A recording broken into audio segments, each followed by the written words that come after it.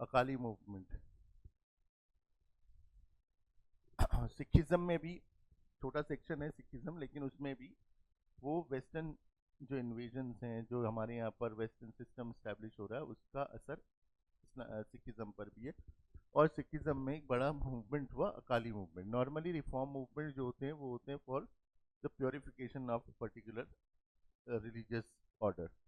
लेकिन और जब भी हमारे को क्वेश्चन पूछते हैं कि ये इस रिलीजियस रिफॉर्म मूवमेंट का ऑब्जेक्टिव क्या होगा, तो एक ऑब्जेक्टिव ऑब्वियस सा होता है कि वो होता है प्योरिफिकेशन ऑफ द रिलीजन।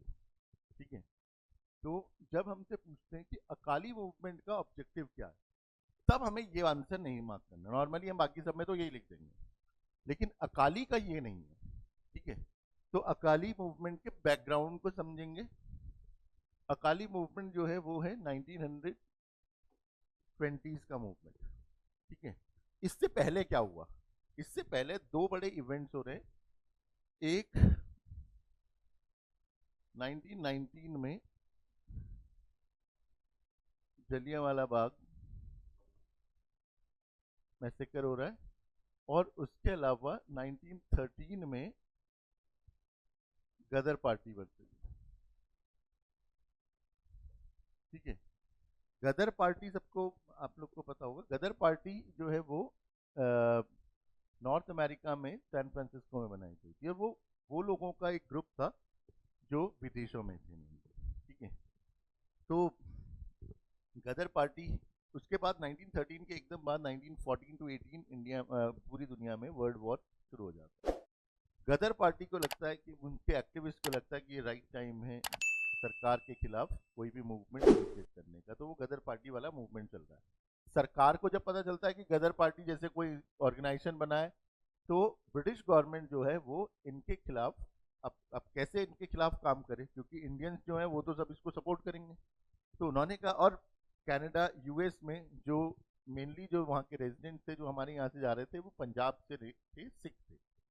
तो उन्होंने कहा ऐसा करते हैं कि हम ऑर्डर करेंगे कि इनके साथ मत रहो तो कोई नहीं मानेगा, लेकिन अगर हम इसको रिलीजियस कलर दे दें, हम गुरुद्वारों के जो महंत हैं उनसे हम एक ऑर्डर इश्यू करवाते।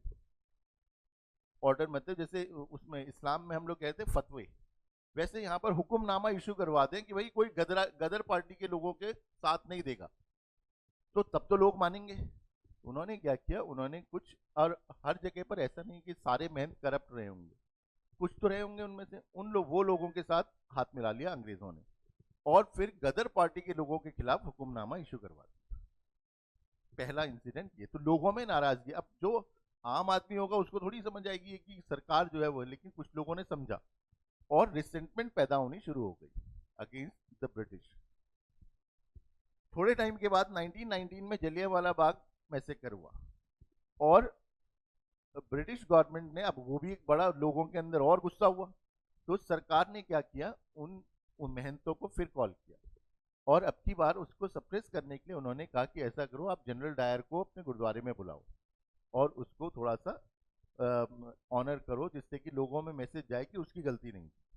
तो उन्होंने, उन महंतों ने क्या किया जो करप्ट रहे होंगे, उन्होंने कहा ऐसा करते हैं, उसको बुलाया जनरल डायर को, उसको सरोपा पहनाया, केसरिया सा एक शॉल सा होता है वो पहनाया, और उनको सिख डिक्लेयर कर दिया। अब लोगों में अति गुस्सा हो गया, गुस्सा आया, तो फिर ये 1920s में इन सब इंसिडेंट्स के खिलाफ अकाली मूवमेंट हुआ। अकाली मूवमेंट जो है उसका ऑब्जेक्टिव प्योरिफिकेशन नहीं है, उसका ऑब्जेक्टिव है to purify the management of Sikh gurdwara.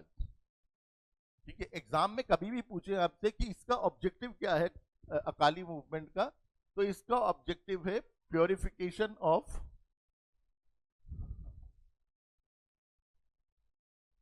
The management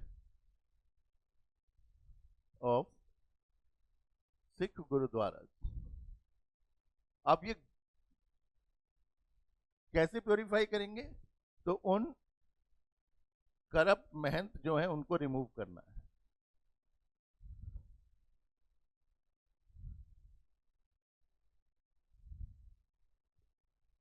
ठीक है।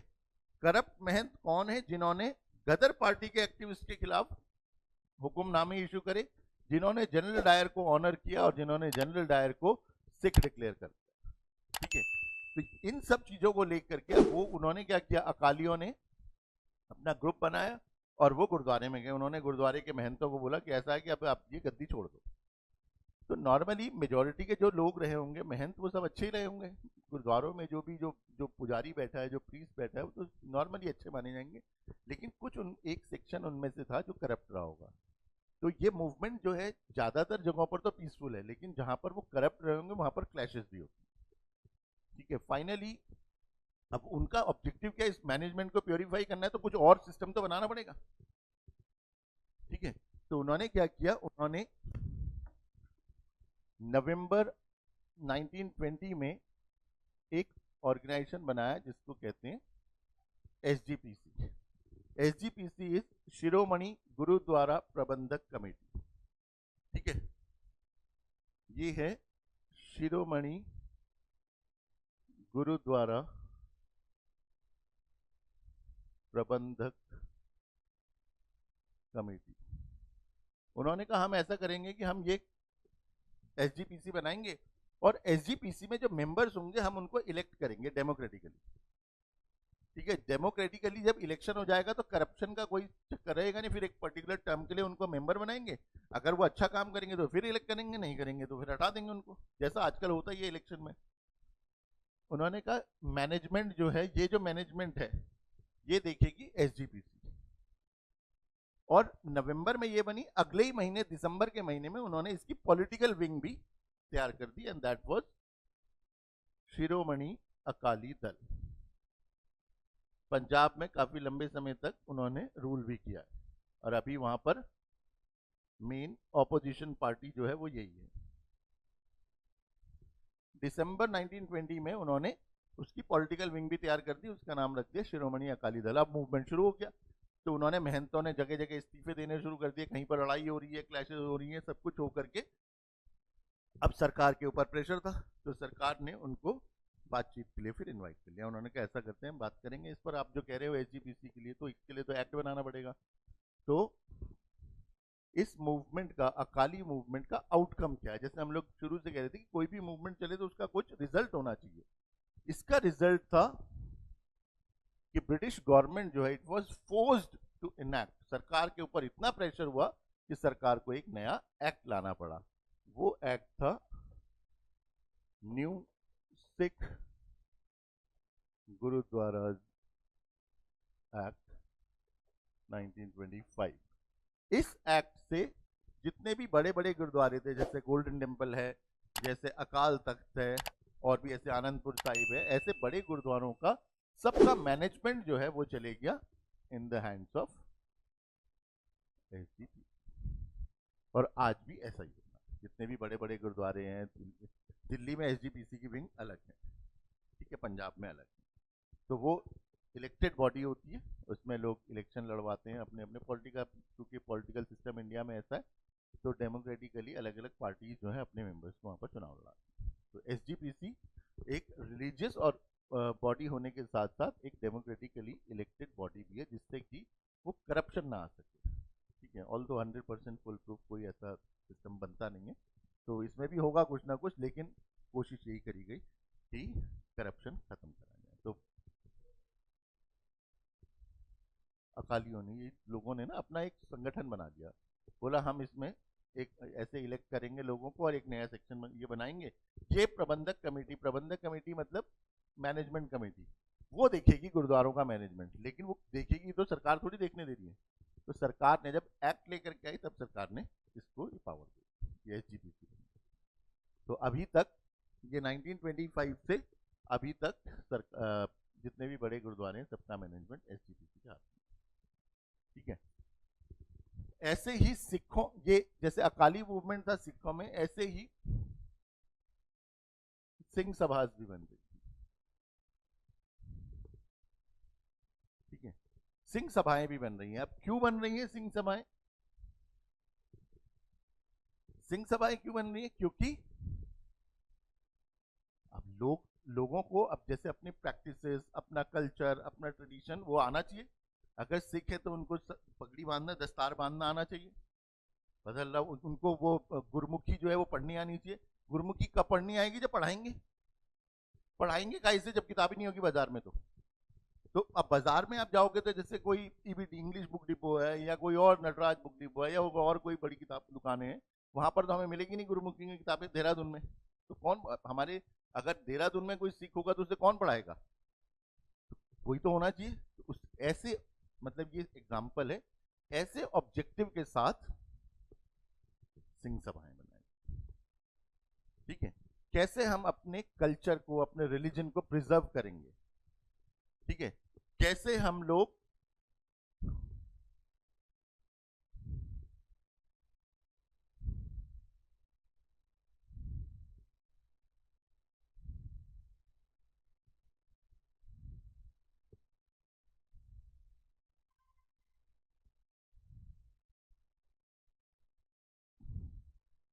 कैसे हम लोग लोगों में नॉलेज प्रोपेगेट करेंगे। बट नॉलेज प्रोपेगेशन का यहां मीडियम है, और वो मीडियम होगा गुरमुखी, यूजिंग गुरमुखी, जो पंजाबी स्क्रिप्ट होती है वो। ठीक है, फिर उन्होंने कहा कि हम लोग पब्लिश करेंगे हिस्टोरिकल एंड रिलीजियस टेक्स्ट। ये किताबें बाजार में आएंगी तभी तो कोई पढ़ेगा उनको। अरे अपने इतिहास के बारे में कैसे पता चलेगा सिखों को? अभी हम कह रहे हैं कि ये गुरमुखी है, गुरमुखी किसी ने तो शुरू करी होगी। तो गुरु अंगद जो थे उन्होंने गुरुमुखी स्क्रिप्ट शुरू करी, वो कैसे करी होगी, उनमें क्या क्या हुआ, कैसे कैसे उन्होंने अलग अलग, जैसे क्या आदि ग्रंथ है उसकी शुरुआत कैसे, वो सब चीजें कौन पढ़ाना तो पड़ेगा। आदि ग्रंथ में क्या लिखा है, सुखमनी साहिब में क्या है, काहे का वहां प्रवचन होता है, वो क्या गा रहे हैं, शबद कीर्तन में क्या बोलने, वो सब सिखाना पड़ेगा। हम देखते हैं कि उनके वो तलवारबाजी करते हैं, ठीक है, लाठी लेकर के, अलग अलग उनकी मार्शल आर्ट्स है, वो सब चीजें कौन, वो कल्चर का पार्ट है, कौन उसको प्रिजर्व करेगा? सिंह सभा। एग्जाम में क्वेश्चन पूछे कि सिंह सभा का ऑब्जेक्टिव क्या है, तो ऑब्जेक्टिव ये है। ठीक है, 1873 में पहली सिंह सभा बनी थी अमृतसर में। ठीक है, उसके बाद 1879 में लाहौर में, और फिर इस तरीके से सब जगहों पर सिंह सभाएं।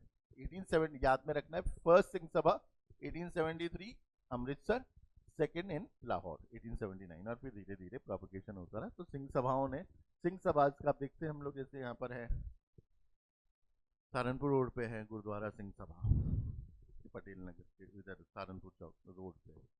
तो उनका काम क्या है, जैसे उनकी एम्बुलेंस होंगी, किसी को ज़रूरत है तो वो चैरिटी वर्क भी करते हैं। और बाकी जैसे सुखमनी साहिब का पार्ट कंपटीशन होगा बच्चों के लिए, तो तभी तो कल्चर प्रिजर्व होगा, तभी तो बच्चे पढ़ेंगे उसको। जब कंपटीशन होगा उनको पता है कि हमें इसमें अवार्ड मिलेगा, कोई भी एक्टिविटीज है उनका रिवॉर्ड क्या होगा, ये सब चीजें कौन करेगा? ये सिंह सभा करेगी। All these activities would lead to the preservation of their culture.